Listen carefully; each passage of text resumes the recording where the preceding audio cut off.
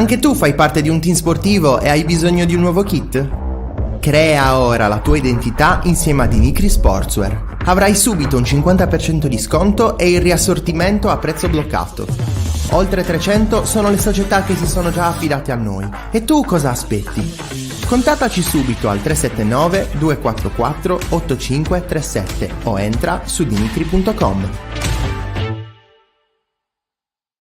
La TechFind si occupa di distribuzione industriale e consulenza tecnica specialistica nei settori chimico e petrolchimico, impianti di produzione energia, impianti alimentari, acquedottistica e depurazione. Nella TechFind troverete un partner esperto e un broker industriale competitivo ed affidabile. La TechFind potrà esservi utile nell'approvvigionamento di filtri, pompe, strumentazione industriale, valvole e in generale di qualsiasi apparecchiatura industriale. TechFind. You search for tech we find.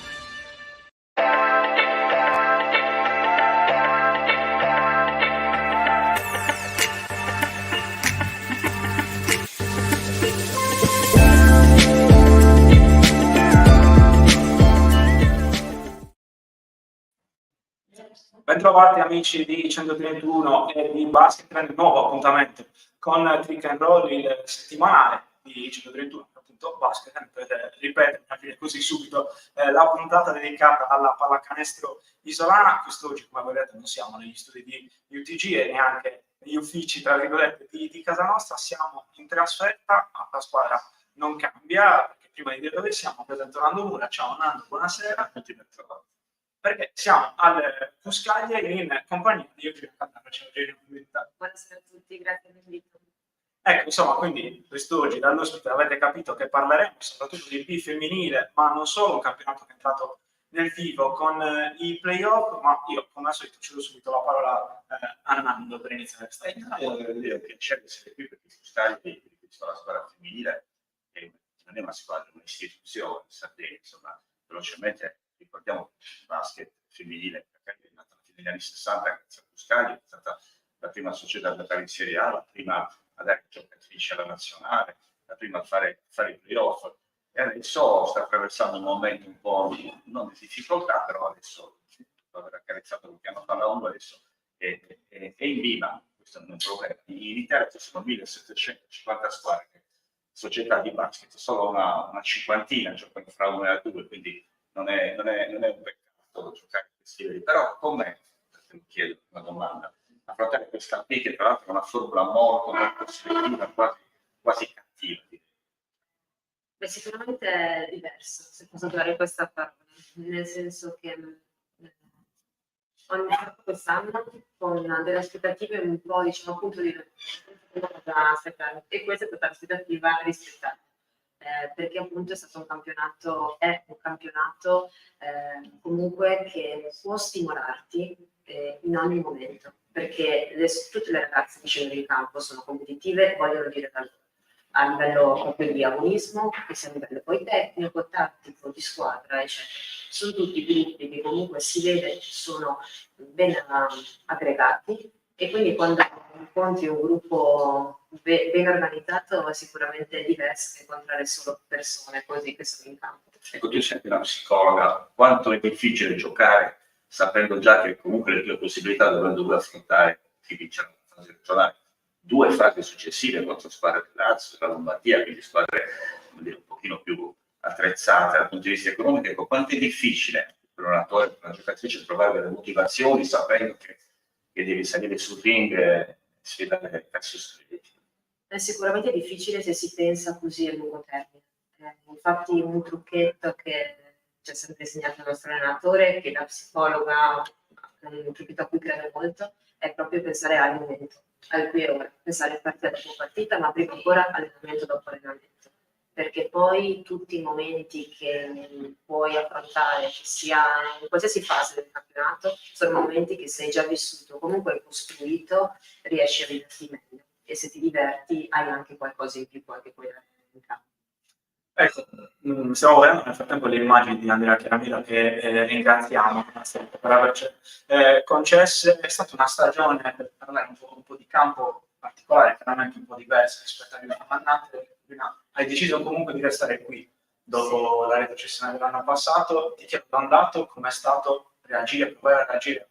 Comunque è stato un colpo, diciamo, per la pallacanestro isolana, no? Per Ficus abbandonare la seconda lega nazionale. Dall'altra, passando un po' sul campo, che tipo di differenze anche si sono notate, se veramente c'è questa difficoltà a trovare il campionato allenante, insomma, per arrivare poi importanti. Allora, sicuramente, come hai detto, è stato un grosso colpo l'anno scorso, nel senso che emotivamente è stato molto impattante e quindi secondo me questo impatto ha anche un po' generato a me, che sono rimasta, come anche ad altre mie compagne, quella voglia di rivalsa, di riconquistarsi quello che era. Poi appena si è perso. E secondo me è anche un po' un modo di assumersi le responsabilità.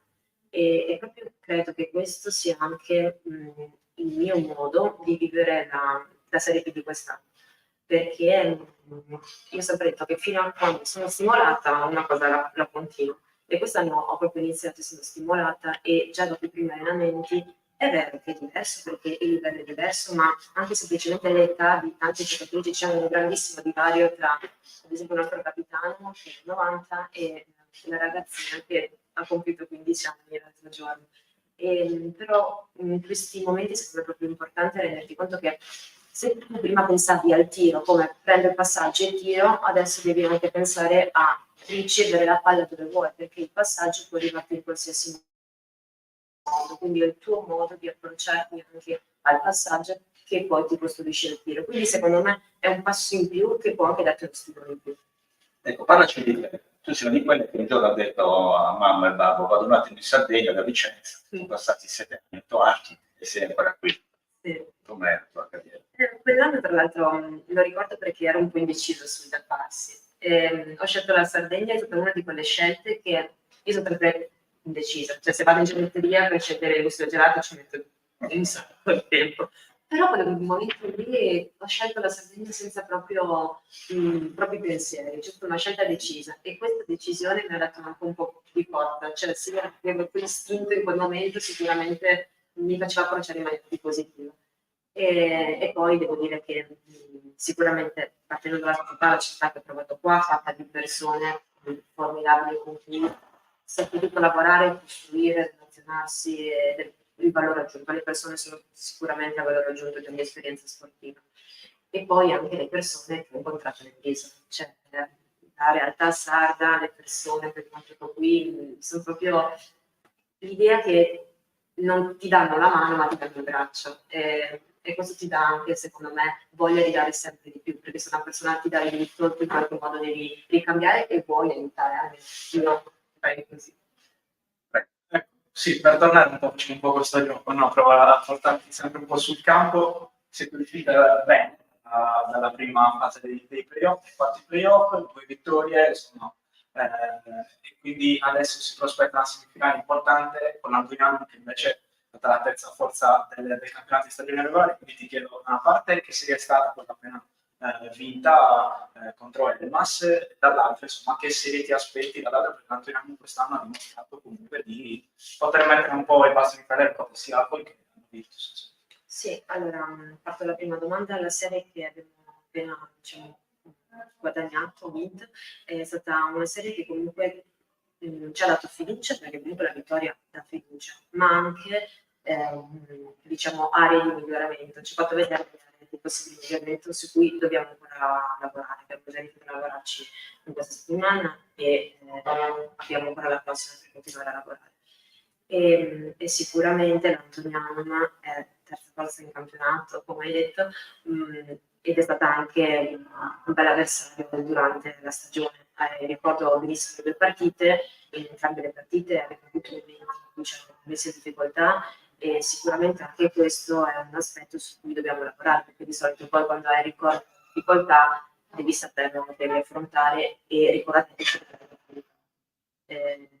però sicuramente le vittorie ci hanno dato fiducia. Ecco, ma la finale annunciatissima è Virtus-Cus, insomma, non si dovrebbe dire, anche perché voi sportivi siete studiati, vi lavorate in psicologia, siete sempre molto... Ecco, però voi siete l'unica squadra che ha rischiato di battere il Cus, perché sono la Virtus, che se non ricordo l'annata, che San Luca è stato perso di 3 punti. Ecco, quindi queste questo risultato vi consente di nutrire la speranza.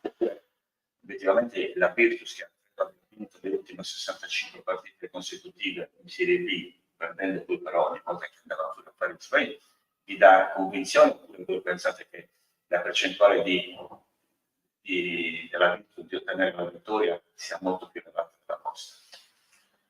Allora, se la mettiamo da un punto di vista di probabilità, sicuramente poi il ritorno di quella partita non è andato come ci aspettavamo, quindi forse non dobbiamo pensare alle probabilità poi davvero, diciamo, numeriche statistiche, però è anche vero che noi ci abbiamo approcciato a quella partita anche consapevoli della gara di andata e quindi di essere comunque allo stesso livello, e comunque non è andata come ci aspettavamo.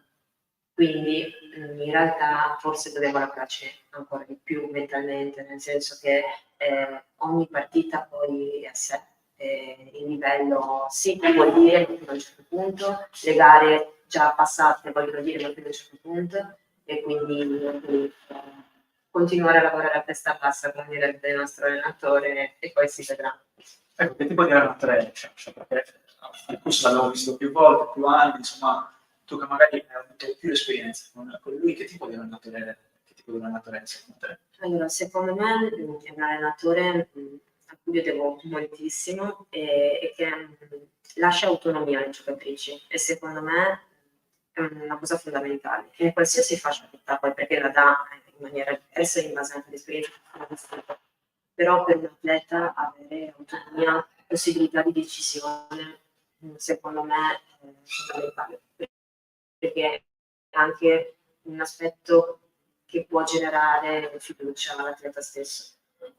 Inoltre lui raggio anche a livello, diciamo, mentale, psicologico, cioè comunque io quando sono in campo sono una giocatrice e basta, però non posso notare che, almeno di notare che certe cose, cioè, si vede che ha studiato e ha strutturato a livello, diciamo, anche psicologico, e cerca di prepararci anche lì mentalmente. Ma chi era più guasto delle tue compagne dal punto di vista mentale? Lo spogliatoio alterna, no? Ci sono momenti in cui va un po' più in down una, un po' più in down l'altra, ma è bello poi rialzarsi insieme. La mia era Sì. era una professione, però voglio dire, ti chiedo aiuto qualche volta le compagne, Sì. ecco, senza fare i nomi, cioè, anche perché spesso magari dietro una prestazione brutta c'è un fidanzato che ti lascia, un gruppo di famiglia, a scuola, all'università è andato male, quindi non è che si giudica solo quello che succede in 40 minuti, c'è dentro tutta un allenatore, ma anche i compagni di squadra. I compagni di squadra dovrebbero essere i primi amici. Il gruppo vostro immagino sia molto compatto. Sì, e io credo che questo sia un aspetto fondamentale, ma non perché sono io, cioè bello perché lo spogliatoio poi si aiutano tutte le persone che ci sono, magari con cui puoi avere un rapporto di un certo tipo, un altro rapporto sempre stretto, ma di un altro tipo, insomma.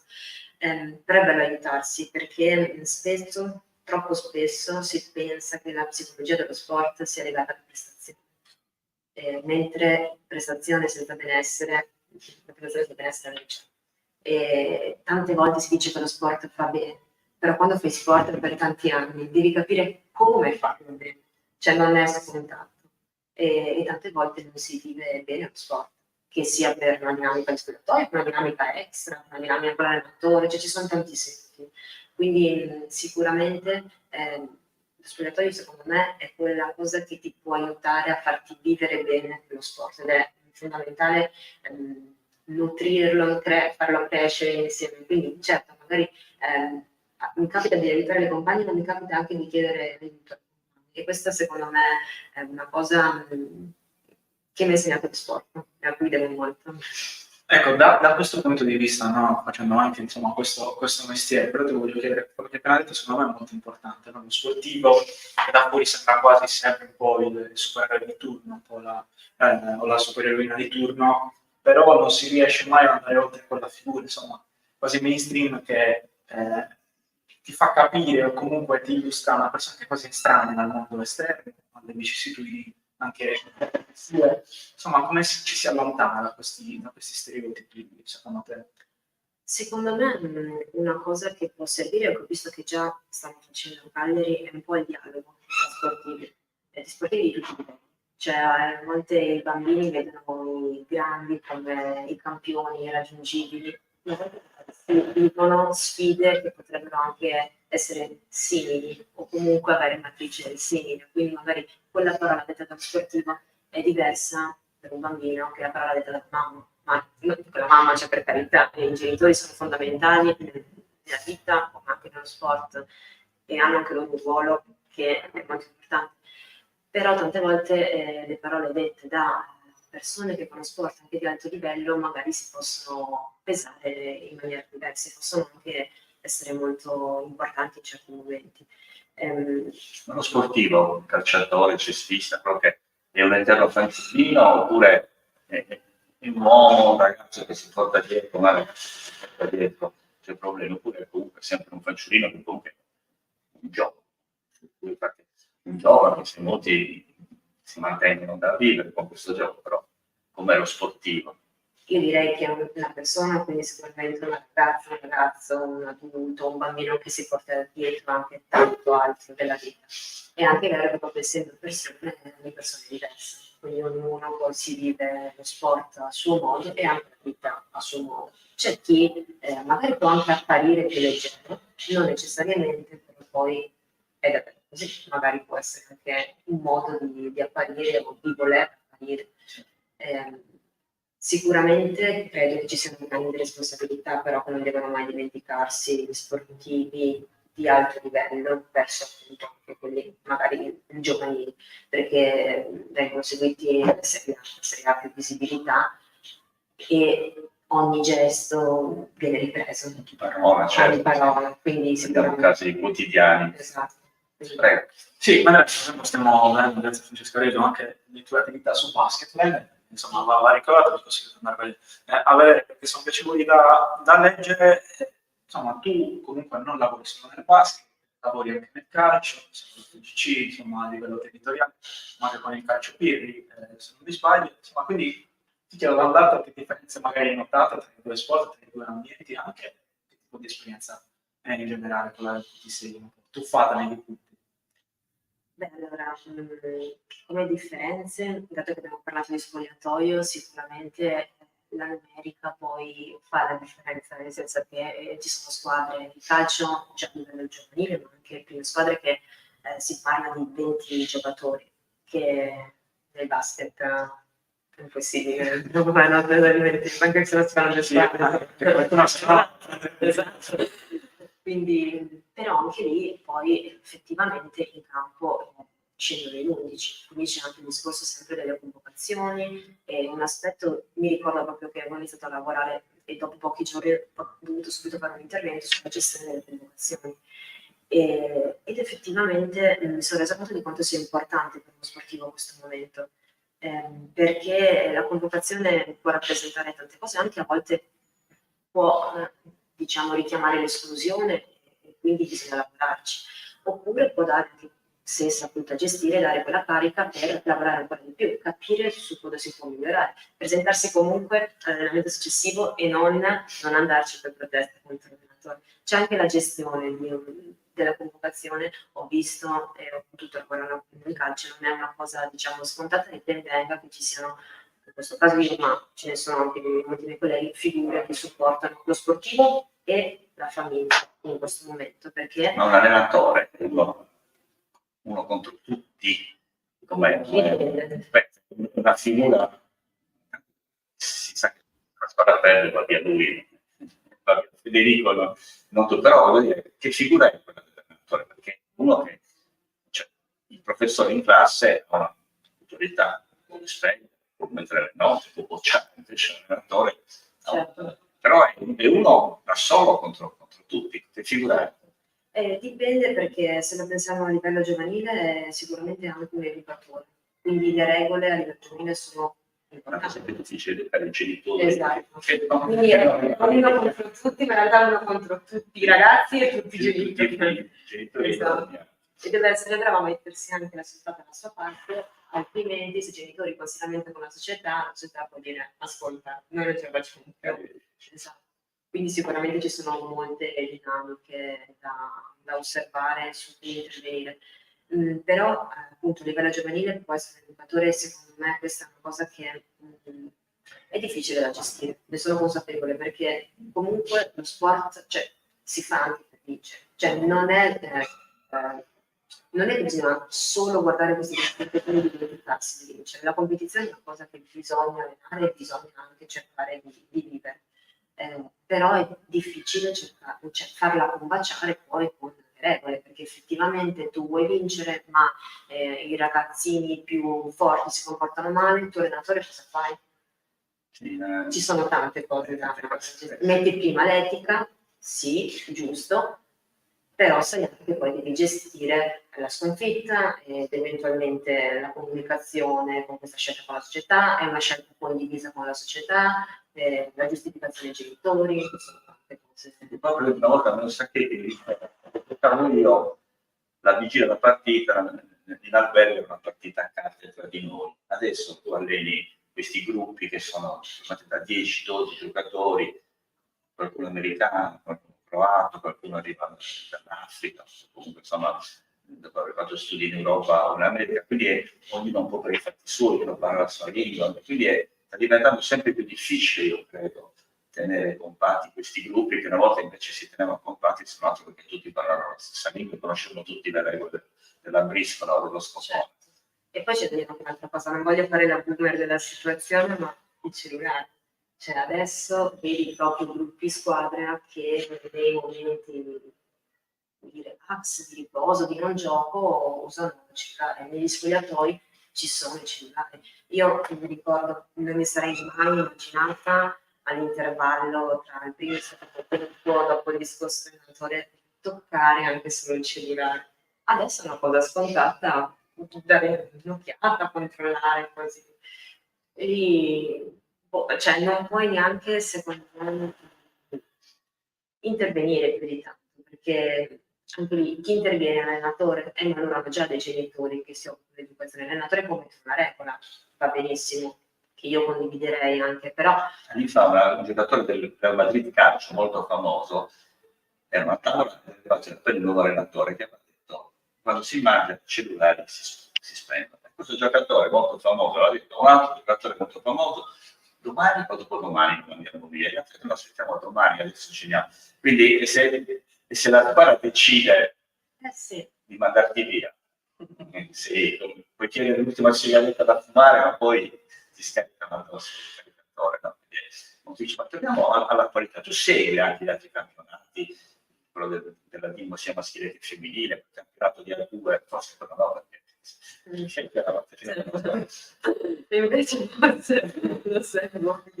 Sì, lo seguo un po', diciamo che comunque allenandomi sempre tanti giorni. Sai che la Dimo maschile e femminile potrebbe fare i playoff, sì, che San Salvatore ha appena mandato via l'allenatore, che il capitano della Dinamo se n'è appena andato, questa cosa ha fatto su questo, cioè, la domanda viene quasi naturale, no? Sei una squadra che lotta per i playoff, ti si presenta un'offerta importante dove puoi tornare a essere magari protagonista, perché immagino che il ruolo di Stefano Gentile sarà quello a Trapani, decidi di lasciare una squadra dove sei il capitano, dove sei da tante stagioni, e insomma per andare proprio esattamente sul numero, e decidi di lasciare, decidi di partire. Dal punto di vista del giocatore, secondo te, più che insomma, sugli effetti sulla squadra, della squadra, perché magari lì, insomma, bene o male lo spogliatoio può reagire, però cosa si scatena anche nel giocatore, secondo te, che decide proprio di lasciare? Perché quello è un aspetto che magari durante una settimana mi sembra si sta lasciando un po' da parte, invece cosa si scatena in un giocatore che si trova di fronte, secondo te, a questa scelta? Appunto, è una scelta che secondo me è difficile, cioè ogni scelta è difficile. In questo caso, appunto, visto tutte le cose che hai detto, può giocare ancora più difficile, ma secondo me, come poi ogni scelta di cui si può parlare, si vede solo la punta dell'iceberg, cioè chissà cosa c'è sotto e chissà come si è vissuto lui proprio anche questa scelta. Chissà se è veramente legata a questo momento o ad altro. Una cosa che secondo me bisognerebbe sempre cioè ben venga parlare, confrontarci in maniera intelligente, però bisogna anche sempre stare attenti a non giudicare, perché effettivamente, esatto. Anche perché spesso, secondo me, molte cose le giudichiamo da fuori, ma non succede. Io ricordo sempre anni fa a uno della Latina, avevo detto, ma molti giocatori americani che vengono qui, come accettano l'idea che nella squadra allenata nello Sacchetti ci sia Brian Sacchetti che è il figlio? Sempre qualcuno che mi ha risposto, guarda che molti di quelli non hanno mica capito che è il figlio di Meo, quindi a volte il fatto che sia un capitano per noi magari può avere un significato, ma un po' poi sei il capitano che ha la fascia, quello che leader, quello che magari non è necessariamente vero, però certo una cosa ha fatto discutere. Ecco, no, vengo da te, ma anche di più, perché c'è l'allenamento, quindi non vogliamo troppo. Riguardo una vittoria a Brindisi che ha significato salvezza matematica, quindi traguardo che, visto il livello della Serie A, come si sta alzando, mi sembra di dire che anche nei prossimi anni non sarà scontato, anzi, fatto. Ed è arrivato anche il momento di guardare solamente all'altro lato della classifica, quindi pensare solamente a raggiungere quei playoff che adesso sembrano possibili, per quanto, come avevamo detto anche settimane fa, la sconfitta con Trento potrebbe pesare se di non trovasse, perché sono state altre volte la Dinamo ha ottenuto vittorie meravigliose con Milano, Venezia, Bologna e Brescia, però non ti danno classifica boost, c'è sempre stato un meglio, come ho detto altre volte, battere i corretti per tenere le peggiori e confrontarsi. Però insomma, hai detto bene tu, quest'anno potrebbero retrocedere Treviso e Trento, che sono due squadre che sono state campioni d'Italia, cioè il livello si sta alzando molto, il fatto che la Dinamo per il 14° anno consecutivo potrebbe fare i playoff, comunque giocherà a quei livelli, è un risultato un gioco, devo dire, perché non mai dimenticare il Sassari, insomma, cioè, il Sassari non è la Sardegna, non è il Veneto, cosa voglio dire. Adesso ha un calendario apparentemente agevole la Dinamo, però anche lì non lo sai mai. Domenica viene Meo, torna Meo Sacchetti con Pezzo, oggi ha annunciato Bamford, che ha preso una pivot dalla Turchia, ora poi sono una volta di scorta, anche nel giro ne metti un altro, prima di sotto devi inserirlo, devi fargli capire quali sono i compagni, come vuoi un passaggio, come devi fare, quindi però è sempre complicato. Però il fatto stesso che la Dinamo l'anno prossimo giocherà il 15° anno consecutivo in Serie A, Campionato che io 13 volte, poi 14, quest'anno potrebbe essere la 13ª volta, è il risultato che è prestigioso, speriamo che possa ottenere. Io non credo che sul piano pratico l'assenza Gentile possa provocare anche in questo modo. Dinamo ha detto anche questo. Senza perdersi i minuti che dovrebbero essere distribuiti, non ci dovrebbero essere interventi sul mercato, almeno questo è quello che trapelato, anche in uscita, perché si è parlato di un'uscita anche di Kaspar Dreyer, però insomma appare molto difficile, anzi è stato smentito dalla società stessa. Quindi per chiudere ricordiamo che in Serie C maschile insomma si fa avanti anche con i playoff, solo Sempoli è riuscita a accedere già alle semifinali, tutto ancora in gioco negli altri scontri, e speriamo che tornerà in campo questa settimana, così come la Tech San Salvatore Sergius che parte con un nuovo ciclo di coach Amarasi. In A1 femminile la Dinamo Women ha accolto una vittoria importante contro Brescia, e quindi ora si giocherà veramente l'accesso al playoff per il 3° anno di fila, perché di cosa si tratta, con il coach Antonello Restivo che ha dichiarato insomma che quello è l'obiettivo, tanto dove c'è sempre la sfida dove si passa anche tu, insomma, che quest'anno però un pochino più di difficoltà. Quando si arriva al momento va bene, grazie, siamo in chiusura. Io ringrazio veramente il Scagli, Andrea Matta, soprattutto Virginia Caldello per essere stata con noi, è stato davvero un piacere per il proseguo di stagione. Grazie a Nando Mura, grazie al solito, grazie a Francesco Ariesi, incommiabile in regia. Noi ci ritroviamo settimana prossima, mercoledì prossimo, per un nuovo appuntamento con Tricarro, ma chiaramente su 121 trovate tutto il fine settimana dedicato allo sport isolano e non solo. Grazie a tutti e appuntamento alla prossima settimana. Sì.